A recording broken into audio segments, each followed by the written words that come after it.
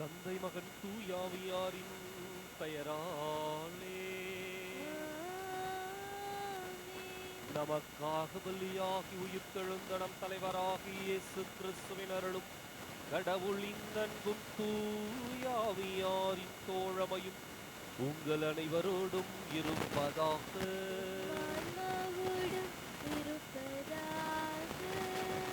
இயேசு கிறிஸ்துவிற்குரிய அருமையான சகோதர சகோதரிகளே, உங்கள் அனைவரையும் இன்றைய திருப்பலிக்கு வருக என அன்போடு அழைக்கின்றேன்.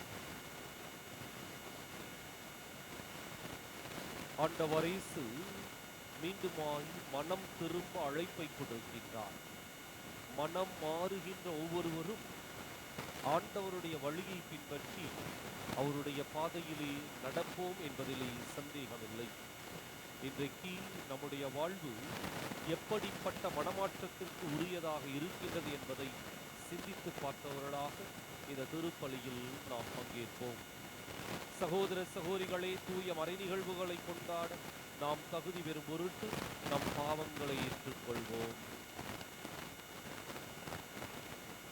எல்லாம் உள்ள இறைவனிடமும் சகோதர சகோதரிகளே உங்களிடமும் நான் பாவியை ஏற்றுக்கொள்கின்றேன். ஏனெனில் சிந்தனையாலும் சொல்லாலும் செயலாலும் கடமையில் தவறியதாலும் பாவங்கள் பல செய்தேன். என் பாவமே என் பாவமே என் பெரும் பாவமே. ஆகையால் இப்போதும் கன்னியான புனித மரியாவையும் வானதூதர் புனிதர் அனைவரையும் சகோதர சகோதரிகளே உங்களையும் நம் இறைவனாகிய ஆண்டவரிடம் எனக்காக வேண்டிக் கொள்ள மன்றாடுகின்றேன். எல்லாம் வல்ல இறைவன் நம்மீது இரக்கம் வைத்து நம் பாவங்களை மன்னித்து நம்மை நிலை வாழ்வுக்கு அழைத்து செல்வாராக.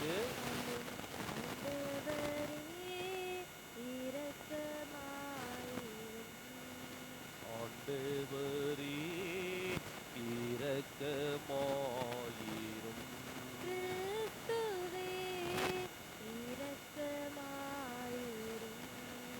கிறிஸ்துவே இரக்கமாயிரும். ஆண்டவரே இரக்கமாயிரும். ஆண்டவரே இரக்கமாயிரும். மன்றாடுவோமாக.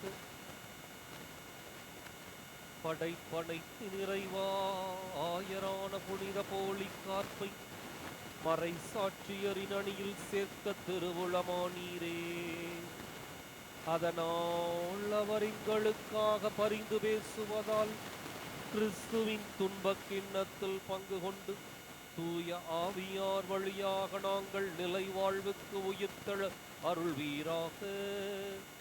உம்மோடு தூய ஆவியாரின் ஒன்றிப்பில் இறைவனாய் என்றென்றும் வாழ்ந்து ஆட்சி செய்கின்ற எங்கள் ஆண்டவரும் உம் திருமகனுமாகி இயேசு கிறிஸ்து வழியாக உம்மை மன்றாடுகின்றோம்.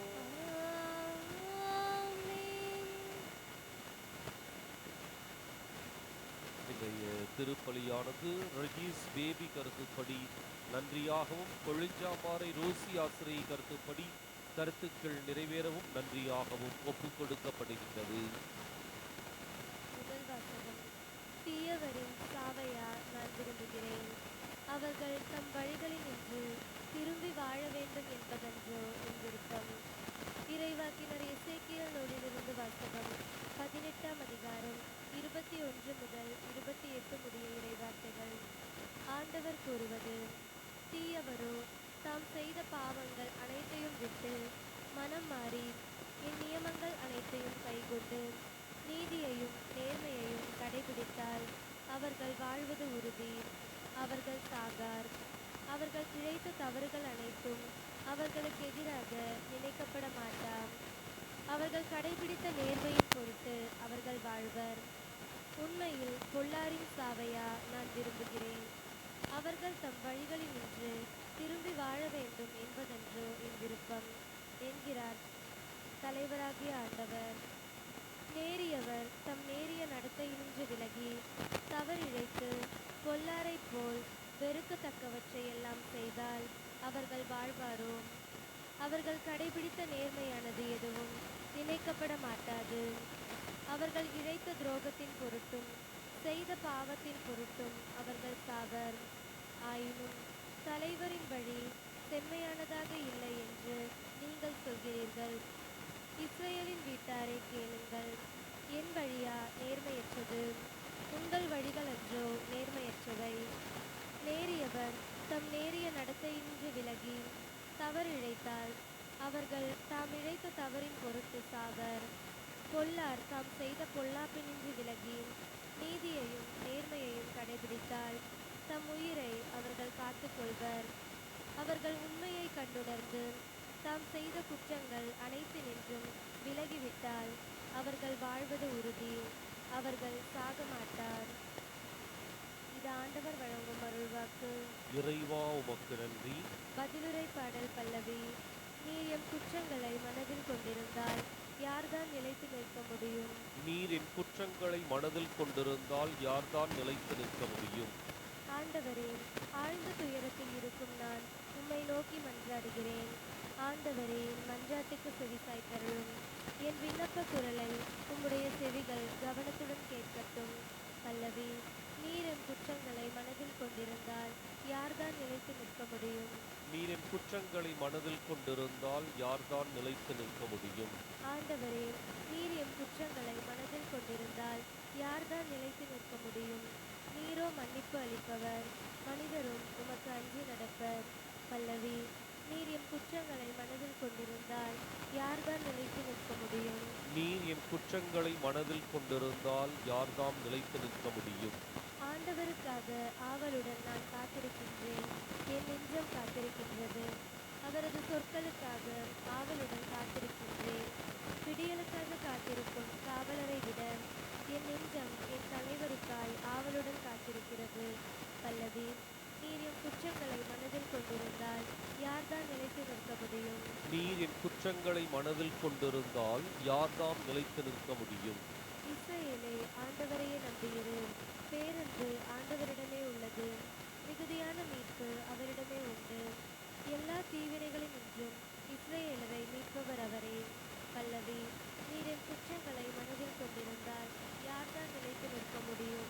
நீர் என் குற்றங்களை மனதில் கொண்டிருந்தால் யார்தாம் நிலைத்து நிற்க முடியும்? ஆயன் தன் மந்தையை காப்பது போல ஆண்டவர் நம்மை காக்கின்றார். ஆயன் தன் மந்தையை காப்பது போல ஆண்டவர் நம்மை காக்கின்றார். எனக்கெதிராக நீங்கள் இழைத்த குற்றங்கள் அனைத்தையும் விட்டு விடுங்கள். புதிய இதயத்தையும் புதிய மனதையும் பெற்றுக்கொள்ளுங்கள் என்கிறார் ஆண்டவர். ஆயின் தன் மந்தையை காப்பது போல ஆண்டவர் நம்மை காக்கின்றார். ஆண்டவர் உங்களோடு இருப்பாராக. உம் ஆன்மாவோடும் இருப்பாராக.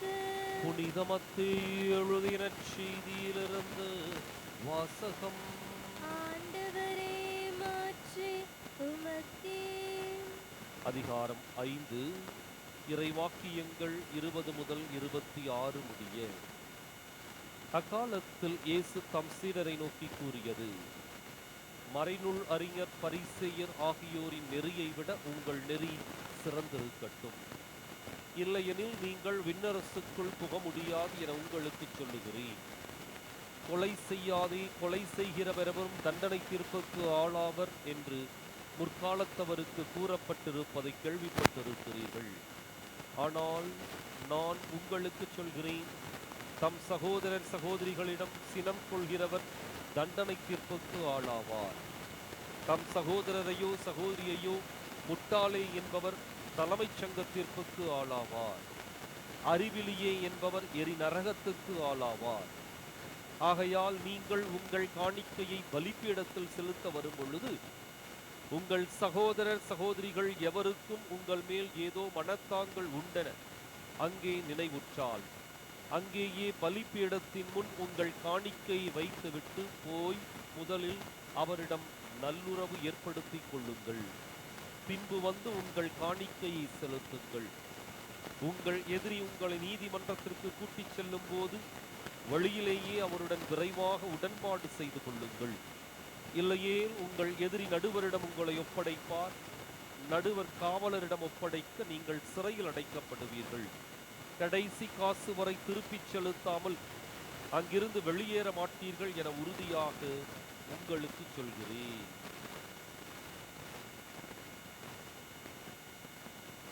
ஆண்டவரின் அருள்வாக்கு. கிறிஸ்துவே உமக்கு புகழ். இயேசு கிறிஸ்துவில் அன்புக்குரிய அருமையான சகோதர சகோதரிகளே, சட்டம் என்பது எழுதப்பட்டது. அதே சமயத்தில் சட்டத்திற்கு பின் இருக்கின்ற நியாயங்கள் உணர்வு பூர்வமானவை. அது அந்த மனிதருடைய சூழ்நிலைக்கு ஏற்ப கடைபிடிக்கப்பட வேண்டியவை. பல நேரங்களிலே சட்டங்களை வெற்று வார்த்தைகளாக பார்த்து கடைபிடித்தால் அங்கு நிச்சயமாக எந்த நன்மையும் ஏற்படும் போவதில்லை. மாறாக சட்டங்களை அதற்கே உரித்தான உணர்வுகளோடு நாம் பார்க்கின்ற பொழுது, சூழ்நிலைகளை உள்ளடக்கி அவற்றை மனிதநேய உணர்வுகளிலே கடைபிடிக்கின்ற பொழுது அது அர்த்தம் பெறுகின்றது. இன்றைக்கு 3 விதமான காரியங்களை ஆண்டவர் இயேசு சொல்லுகின்றார். ஒன்று, கோபப்படுவது. கொலை செய்வது பாவம். ஆனால் ஆண்டவர் இயேசு கொலைக்கு உரித்தான அல்லது அடிப்படையான கோபத்தை குறித்து அவர் பேசுகின்றார். அதே போல பலிபீடத்திலே காணிக்கை செலுத்துவது கட்டளை.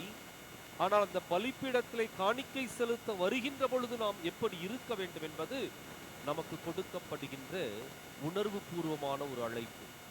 மூன்றாவது, தவறு இழைத்து விட்டால் நீதி கேட்டு நீதிமன்றத்துக்கு செல்வது இயல்பு. ஆனால் அதே தவறுகளை நமக்குள் சரி செய்து கொள்ளக்கூடிய வழிமுறைகளை கடைபிடிக்கின்ற பொழுது நாம் ஒருவரை மதித்து ஏற்றுக்கொள்ளுகின்றோம்.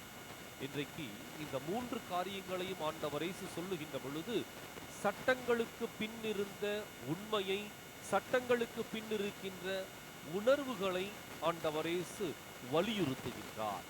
எனவேதான் நான் கொலை செய்யல என்று சொல்லி, ஒருவேளை ஒரு மனிதன் நான் சட்டத்தை கடைபிடித்து விட்டேன் என்று சொல்லி அவன் தன்னைத்தானே நியாயப்படுத்தி கொண்டால், அதே சமயத்தில் அதே மனிதன் கோபத்தோடு எத்தனை முறை அடுத்தவர்களை திட்டி தீர்த்து அவர்களை தவறான வார்த்தைகளை பிரயோகித்து அவருடைய உணர்வுகளை காயப்படுத்தி இருந்தால் அது கொலைக்கு சமம் என்பதை ஆண்டவர் இயேசு குறிப்பிடுகின்றார். அவர்கள் எந்த அளவுக்கு அப்படின்னா, தண்டனை தீர்ப்புக்கு ஆளாவர் என்றும், தலைமைச் சங்க தீர்ப்புக்கு ஆளாவர் என்றும், எரி நரகத்துக்கு ஆளாவர் என்றும் ஆண்டவர் இயேசு குறிப்பிடுகின்றார்.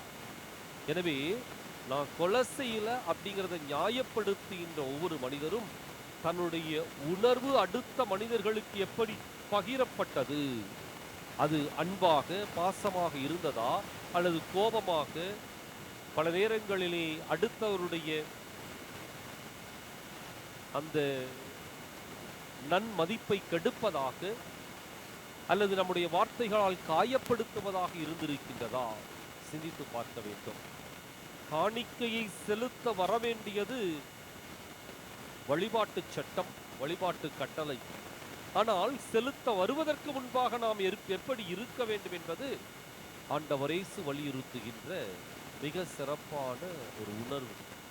காணிக்கை செலுத்த வருவதற்கு முன்பாக நாம் நம்முடைய அயலாரோடு, சகோதர சகோதரிகளோடு சமாதானமாக இருக்க வேண்டும்.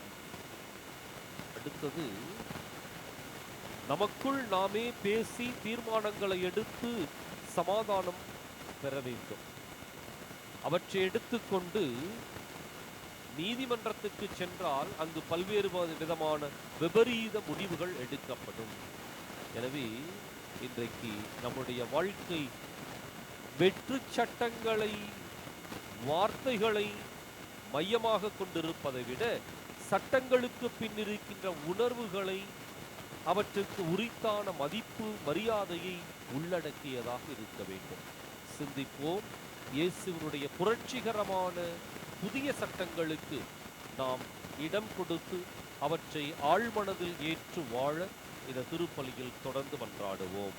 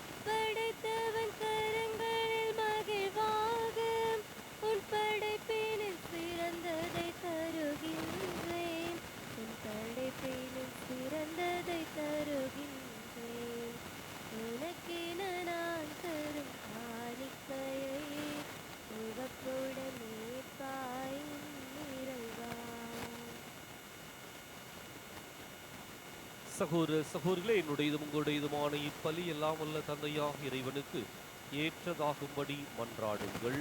ஆண்டவர் தமது பெயரின் புகழ்ச்சிக்காகவும் ஆட்சிக்காகவும் நமது நன்மைக்காகவும் புனித திராவையின் அனைத்து நலன்களுக்காகவும் நமது கையிலிருந்து பலியை ஏற்றுக்கொள்வாராக. ஆண்டவரே, பலிப்பொருள்களால் எங்களை உம்மோடு ஒப்புரவாக்கவும் உமது ஆற்றல் மிக்க பரிவிரக்கத்தால் எங்களுக்கு மீண்டும் மீட்பளிக்கவும் நீ திருவுளமானீரே. அதனால் இவற்றை நீர் கனிவுடன் ஏற்றருள்வீராக. எங்கள் ஆண்டவராகிய கிறிஸ்து வழியாக உம்மை மன்றாடுகின்றோம். ஆண்டவர் உங்களோடு இருப்பாராக. இதயங்களை மேலே எழுப்புங்கள். நம் இறைவனாகிய ஆண்டவருக்கு நன்றி கூறுவோம். ஆண்டவரை தூயவரான தந்தையே, என்றுமுள்ள எல்லாம் வல்ல இறைவா, எந்நாளும் எவ்விடத்திலும் நாங்கள் உமக்கு நன்றி செலுத்துவது மெய்யாகவே தகுதியும் நீதியும் ஆகும். எங்கள் கடமையும் மீட்புக்கு உரிய செயலுமாகும். எங்கள் தவமுயற்சிகளால் நாங்கள் உமக்கு நன்றி செலுத்தவும் எங்கள் ஆணவத்தை தளர்த்தவும் ஏழைகளுக்கு உணவளிக்கவும் இவ்வாறு உமது கனிவிரக்கத்தை பின்பற்றவும் நீ திருவுளமானீர். ஆகவே எண்ணற்ற வானதூதரோடு சேர்ந்து நாங்களும் உம்மை போற்றி புகழ்ந்தேத்தி ஒரே குரலில் சொல்வதாவது: தூயவர் தூயவர் தூயவர், வான்படைகளின் கடவுளாம் ஆண்டவர். விண்ணகமும் மன்னகமும் உமது மாட்சியால் நிறைந்துள்ளன. உன்னதங்களிலே ஓசன்னா. ஆண்டவர் பெயரால் வருகிறவர் ஆசி பெற்றவர். உன்னதங்களிலே ஓசன்னா. தாயும் தந்தையுமான இறைவா, நிமையாகவே தூயவர், தூய்மை அனைத்துக்கு மூச்சு. ஆகவே உம்முடைய ஆவியை பொழிந்து இக்காணிக்கைகளை தூய்மைப்படுத்த வேண்டுகின்றோம். இவ்வாறு எங்கள் ஆண்டவர் இயேசு கிறிஸ்துவின் உடலும் இரத்தமுமாக எங்களுக்கு இவை மாறுவனவாக. அவர் பாடுபட உளம் கனிந்து தம்மை கையளித்த போது அப்பத்தை எடுத்து நன்றி செலுத்தி அதை பிட்டு தம் சீடர்களுக்கு அளித்து கூறியதாவது: அனைவரும் இதிலிருந்து பெற்று உண்ணுங்கள், ஏனெனில் இது உங்களுக்காக கையளிக்கப்படும் என் உடல்.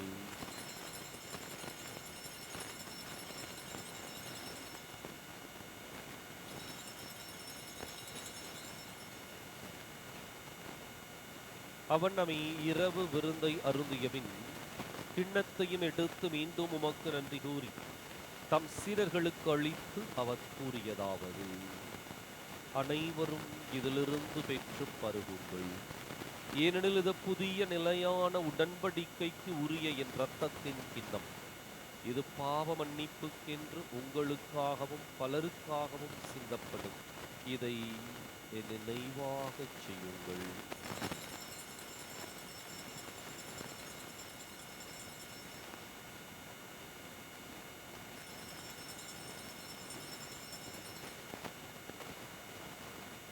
நம்பிக்கையின் மறை பொருள்.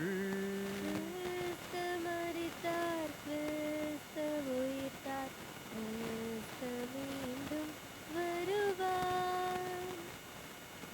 ஆகவே ஆண்டவரே, நாங்கள் கிறிஸ்துவின் இறப்பினையும் உயிர்ப்பினையும் நினைவு கூர்ந்து வாழ்வு தரும் அப்பத்தை மீட்பளிக்கும் கிண்ணத்தையும் உமக்கு ஒப்புக் கொடுக்கின்றோம். உம் திருமுன் நின்று உமக்கு ஊழியம் புரிய தகுந்தவர்களை நீங்கள் ஏற்றுக்கொண்டீர். எனவே உமக்கு நன்றி செலுத்துகின்றோம். மேலும் கிறிஸ்துவின் உடலிலும் இரத்தத்திலும் பங்கு கொள்ளும் எங்களுக்கு தூய ஆவியார் ஒன்று சேர்க்க வேண்டுமென உம்மை தாழ்மையுடன் மன்றாடுகின்றோம். ஆண்டவரே, உலகெங்கும் பரவி இருக்கும் உமது திரு அவையை நினைவு கூர்ந்தருளும். எங்கள் தலைமை தந்தை பிரான்சிஸ், எங்கள் மறைமாவட்ட தலைமை தந்தை பீட்டர் அபீர், எல்லா திருநிலையினராகிய அனைவரோடும் உமது திரு அவை அன்பில் நிறைவு பெறச் செய்தருளும். மேலும் உயிர்த்தெழும் எதிர்நோக்குடன் துயில் கொள்ளும் எங்கள் சகோதரர் சகோதரிகளையும் இறந்தோர் அனைவரையும் இரக்கத்துடன் நினைவு கூர்ந்து உமது திருமுக ஒளியினுள் ஏற்றருளும். எங்கள் அனைவர் மீதும் இரக்கமாயிரும். கடவுளின் கன்னித்தாயான புனித மரியா, அவருடைய கணவரான புனித யோசேப்பு, புனித திருத்தூதர்கள், இவ்வுலகில் உமக்கு உகந்தவராய் இருந்தோர் ஆகிய புனிதர் அனைவருடனும் நாங்கள் நிலை வாழ்வில் பங்கு கொள்ளும் தகுதி பெற்று உம் திருமகனே இயேசு கிறிஸ்து வழியாக உம்மை புகழ்ந்தேத்தும் வரமருள உம்மை மன்றாடுகின்றோம்.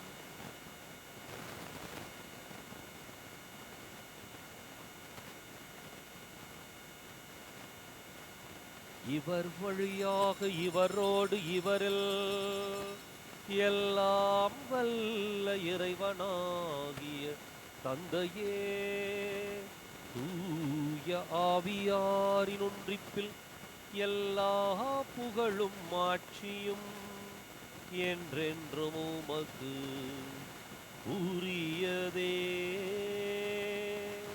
ஆமென், ஆமென், ஆமென்.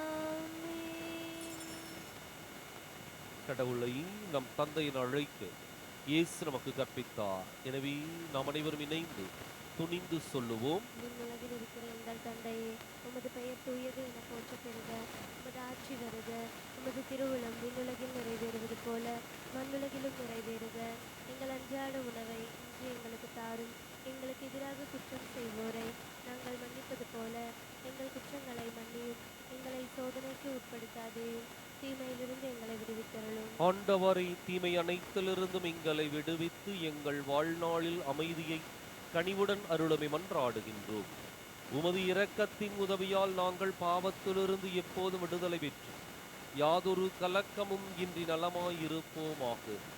நாங்கள் எதிர்நோக்கி இருக்கும் பேரின்பத்துக்காகவும் மீட்பராகிய இயேசு கிறிஸ்துவின் வருகைக்காகவும் காத்திருக்கின்றோம். ஏனெனில் ஆட்சியும் வல்லமையும் மாட்சியும் என்றென்றும் உமதே. ஆண்டவரை இயேசு கிறிஸ்துவை, அமைதியை உங்களுக்கு விட்டுச் செல்கின்றேன், என் அமைதியையே உங்களுக்கு அளிக்கின்றேன் என்றும் திருத்தூதர்களுக்கு மொழிந்தீரி. எங்கள் பாவங்களை பாராமல் உமது திரு அவை நம்பிக்கையை கண்ணோக்கி உமது திருவுளத்துக்கு ஏற்பதற்கு அமைதியையும் ஒற்றுமையும் அளித்தருள்வீராக. என்றென்றும் வாழ்ந்து ஆட்சி செய்கின்றவர் நீரே. ஆமென். ஆண்டவருடைய அமைதி உங்களோடு என்றும் இருப்பதாக. உம் ஆன்மாவோடும் இருப்பதாக. ஒருவருக்கொருவர் அமைதியை பகிர்ந்து மகிழ்வோம். உலகின் பாவங்களை போக்கும் இறைவனின் செம்மறியே, எங்கள் மேல் இரக்கமாயிரும். உலகின் பாவங்களை போக்கும் இறைவனின் செம்மறியே, எங்கள் மேல் இரக்கமாயிரும்.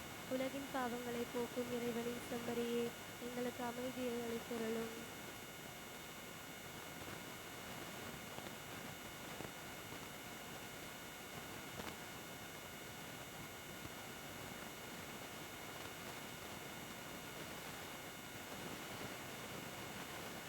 இதோ இறைவனின் செம்மறி, இதோ உலகின் பாவங்களை போக்குகின்றவர். இந்த செம்மறியின் விருந்துக்கு அழைக்கப் பெற்றோர் பேறு பெற்றோர். ஆண்டவரை, நீர் என் இல்லத்தில் எழுந்திருள நான் தகுதியற்றவள். ஒரு வார்த்தை மட்டும் சொல்லியருளும், எனது ஆன்மா நலமடையும்.